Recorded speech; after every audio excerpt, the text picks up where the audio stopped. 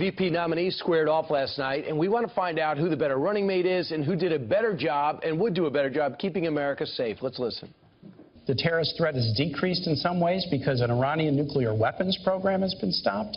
The terrorist threat to United States troops has been decreased in some ways because there's not 175,000 in a dangerous part of the world. There's only 15,000. Let me tell you this. To beat terrorism, there's only one candidate who can do it, and it's Hillary Clinton. America is less safe today than it was the day that Barack Obama became president of the United States. It's absolutely inarguable.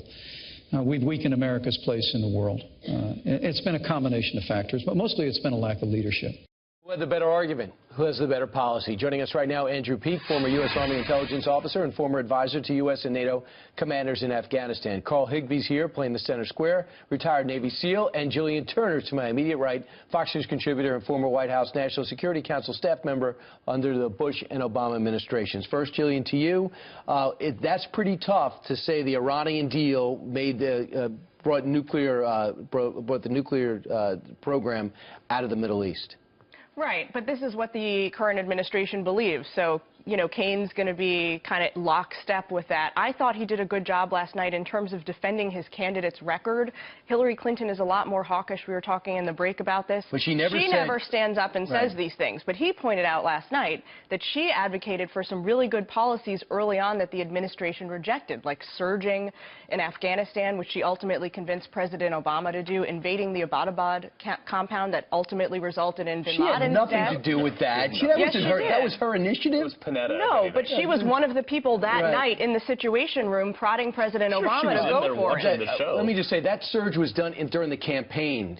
He committed to the Afghanistan surge while he was campaigning. He said that's the good war, Iraq's the bad war. There was an ensuing fight about how many troops to send in, and she advocated for more every step of the way, and she deserves credit. Jillian, she has to stand up and say, this is where President Obama is wrong, here's where I'm right. And but she's afraid of losing the Obama coalition. When he had when he advocated for the Iran deal and said that was a good thing, is that risky? Absolutely. And the problem here is, like, Tim Kaine could not point to a single Hillary accomplishment that has made the world or America a safer place, except for this Iran deal, where she gave $150 billion to a state-sponsored terror. What do you think they're going to use that money for? You think they're going to use it for flower pots? No, absolutely not. They're going to give it back to the terrorists that are creating harm to America. Andrew, it's a tough case to make when you find out that the Iranians are buzzing our battleships in the Persian Gulf as late as last week and see the violation of the ballistic missile element of this package, yet Tim Kaine was defending it last night.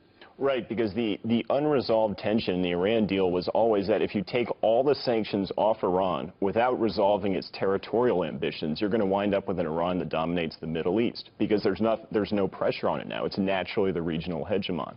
So that's a problem in the deal that the administration has kind of skated over, but now is really coming back to bite them because of these incidents like them buzzing our ships. The other name that came out real quick, Vladimir Putin.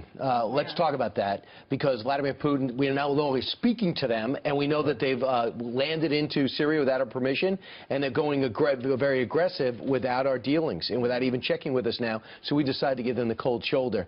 That's also a tough guy to go after if you're Hillary Clinton. Oh, absolutely. And, you know, I thought that Pence did a great job on that issue last night, as he did on all the foreign policy issues. I would vote for him tomorrow if he was the candidate. The problem is the chasm between him and Donald Trump on some of these issues. Again, Donald Trump has been out front praising Vladimir Putin.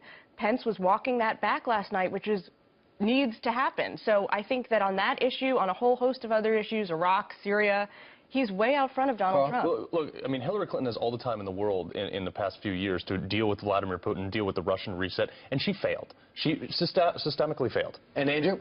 There was rising tension with Russia since the Bush administration. The Obama administration with Hillary Clinton came into office promising to make better relations and reset the relationship, and they failed. Yep. Guys, thanks so much. Thanks so much.